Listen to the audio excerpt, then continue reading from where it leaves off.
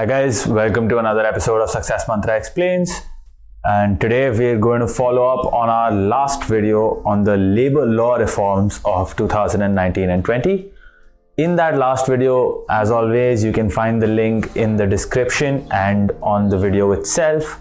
In the last video, we discussed what prompted the government to bring in these changes, broadly what these changes were, and we talked a little bit about the Code on Wages of 2019. So today we're going to discuss the other three laws that have been passed in 2020. So the first of these is the Occupational Safety, Health and Working Conditions Code of 2020.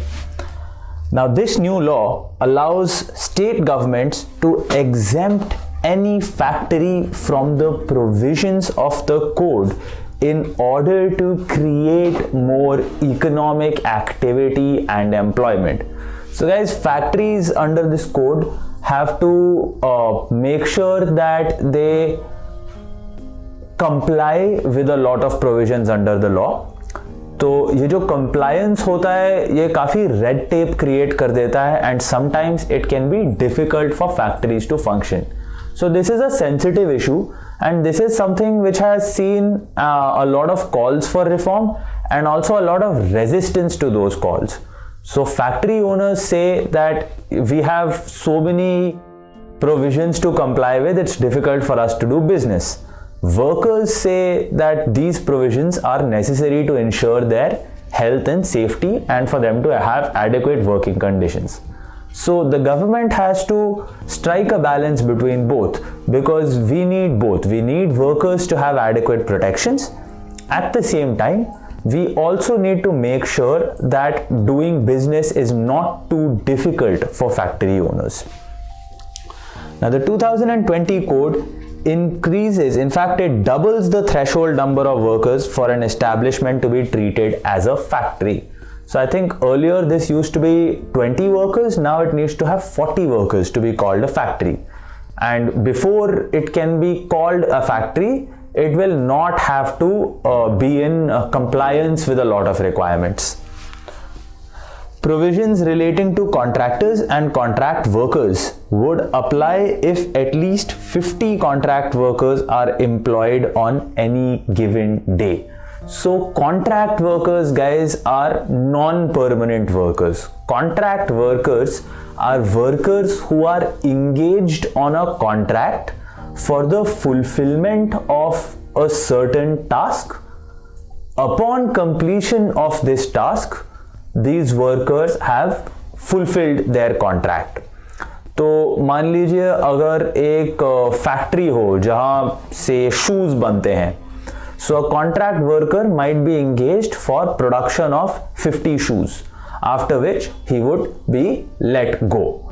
So he is not a permanent employee, he is engaged for a set period of time or a set purpose, right? So provisions have been included for contract workers in this law and they would apply to any establishment which employs at least 50 contract workers on any day in a year. Miscellaneous changes made to contract workers in general, including what establishments may employ them. So this new law now provides for the kind of establishments that are allowed to have contract workers and others where they would have to take on permanent employees. Now, women will be entitled to operate in any and all occupations. So this is a major development and one that a lot of women's bodies had been calling for a long time. So in a lot of professions, women have often been excluded because these professions might be hazardous. So now under the new law, the government has said that women cannot be excluded from any occupation. If these occupations are hazardous, employers will now be required to make sure that they provide proper safety nets for their women employees. So this is a major development in the law related to occupational conditions in a workplace.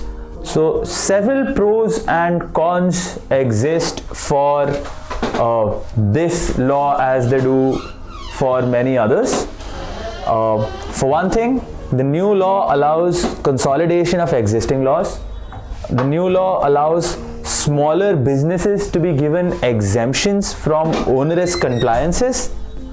On the other hand, the new law continues to remain fairly complex.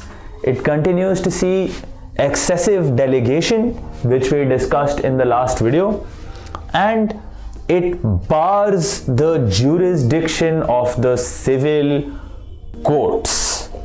So now the good things. First is, of course, another good thing is the fact that women can now work in any and all establishments. But of course, the other good things are that it consolidates जो laws already exist करते हैं. It allows smaller businesses to thrive because it understands कि जो small business owners हैं, they don't have resources to ensure compliances with everything. तो smaller businesses को exemption दिया गया है. लॉ लेकिन अभी भी कॉम्प्लेक्स है. डेलीगेशन जो कि होता है, legislature after passing the law has passed on rule making power to the enforcing authority. तो डेलीगेशन ज्यादा हो रहा है. और एडमिनिस्ट्रेटिव ट्राइब्यूनल्स क्या होते हैं guys? Administrative tribunals are administrative bodies that come under the executive branch of government which nevertheless discharge judicial function. तो अंडर दिस लॉ कोर्ट, अगर कोई डिस्प्यूट हुआ तो कोर्ट नहीं जा सकते हो आपको एडमिनिस्ट्रेटिव ट्राइब्यूनल जाना पड़ेगा, जहां की जो भी एनफोर्सिंग अथॉरिटी है लॉ की वो ही एडजुडिकेट करेंगे इस पे. तो एडमिनिस्ट्रेटिव ट्राइब्यूनल्स के काफी प्रोज एंड कॉन्स होते हैं which we will discuss in another video. But broadly, administrative tribunals have that same problem with distribution of powers that we talked about in the last video. कि ये जो judiciary का काम है ये executive को जा रहा है, जैसे कि डेलीगेशन में लेजिस्लेचर का काम एग्जीक्यूटिव को जा रहा है. Now, next we come to the Industrial Relations Code of 2020. The Industrial Relations Code of 2020 defines workers to include, apart from anybody who is employed in a skilled or unskilled manual, technical or operational capacity, it will include anyone who is even in clerical or supervisory capacity drawing 18,000 rupees a month or less as a salary. So under the new Industrial Relations Code, definition of workers, normally workers usually includes blue collar employees. However, now anybody who has under 18,000 rupees a month salary, even if they are in a clerical or supervisory role, they will be included as workers under the Industrial Relations Code 2020. In the last video, guys, we already talked about what the Industrial Relations Code is. It's a code that amends the law relating to industrial disputes and trade unions, right? Now, it introduces another new concept which is called fixed term employment. So, fixed term employees are now to be treated on par with permanent workers. Fixed term employees are employees who are hired for a certain limited period of time. So the new law says that these employees who are fixed term employees, they will be treated on par with permanent workers as far as their terms and conditions of employment go. Establishments that employ 300 or more workers must prepare standing orders relating to classification of workers, manner of intimating hours of work, holidays and termination of employment. So this I think used to be 100 workers. They've now increased it to 300 workers. establishments that have 300 or more workers now, they'll have to prepare standing orders on these subjects. Standing orders are rules that will be framed and applied uniformly over issues such as classification of workers and manners of intimating hours of work, holidays, terminations of employment, etc. Now, where there is more than one trade union in an establishment, the sole negotiating status will be given to the union which has 51% of its employees as its members. So this is a major development in the law related to trade unions.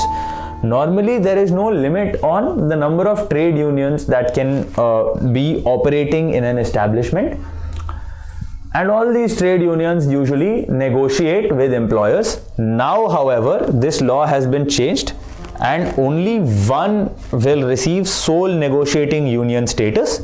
That will be the one which has more than 51% of employees as members. Now, another major change has been that prior permission of the government is required for layoffs, retrenchments, closures, lockouts and strikes. So lockouts and strikes, we all know what they are. Strikes are when workers refuse to work until some conditions are met. Lockouts are the equivalent of strike for employers. It's when employers close the establishment until their conditions are met. So for these kind of negotiating tactics, मान लीजिए, now prior permission of the government will have to be taken. So let's look at the pros and cons. Of course, fixed term workers are recognized. They are to be treated on par with permanent workers. The limits for establishments that need to prepare standing order has increased. So again, less onerous, less difficult compliance for small businesses. Simplification and amalgamation, which is a running theme in these new laws. Now, workers are to be protected by a time limit on misconduct investigations. So wherever any employer has charged a worker with misconduct, there is now a time limit prescribed by when this investigation needs to be concluded to prevent unnecessary harassment of workers. Now, workers' right to strike, however, has been affected. Workers now need to give prior notice and in some industries take permission from government before they can strike. Again, too much delegation is taking place under the law, and trade unions have complained that their powers are being limited when it comes to negotiation. Now, the last big law of 2020 for labor reform is the Code on Social Security of 2020. Now, this is a big law because the code, so far social security laws in India have not dealt very well with migrant laborers, which has been a major issue in 2020 with lockdown, and with gig and platform workers, which are your new age workers, like we talked about in the last video. This will include all of your Swiggy, Ola, Uber, delivery executives and drivers, because these are not regular employees. They are gig or platform workers, which work on a kind of pay as you go basis. So these type of workers have usually not had social security provisions, that is health benefits, things, insurance, stuff like that. So now central and state governments are supposed to contribute alongside aggregators to social security. This is for gig workers. So now governments along with the aggregators, which would be kind of like the employers. So if for a social security scheme, now government and say Swiggy or Ola will both have to contribute for a fund for social security of their workers. Definitions have been expanded to include more types of workers who are entitled to social security. Changes have been made in penalties under the Act. Special powers have been introduced for dealing with epidemics and natural disasters in the backdrop of COVID-19. increased governmental representation in the National Social Security Board has been added by the Code on Social Security of 2020. Now finally, gig workers have been offered social security benefits, which is a welcome change. The new law is better suited for the modern world where it recognizes the concept of gig economy. However, since gig workers will also have to contribute under these new laws, their cash in hand is expected to reduce, even though their social security will increase.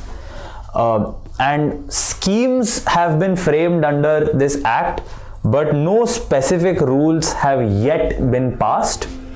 And it is unclear how gig workers that work on multiple platforms will benefit, since a lot of gig workers, like your delivery executives who work with, say, Swiggy and Zomato, and maybe Food Panda or anybody else. So all of them, when they're simultaneously working for multiple platforms, the rules are not very clear on how they will get benefits from the same. So guys, that was all for today on the subject of labor reforms in 2020. If you have any inputs, any suggestions, please leave a comment below. And as always, like and share the video if you enjoyed it. Please subscribe to our channel and we'll see you on the next one. Until then, stay safe. Take care.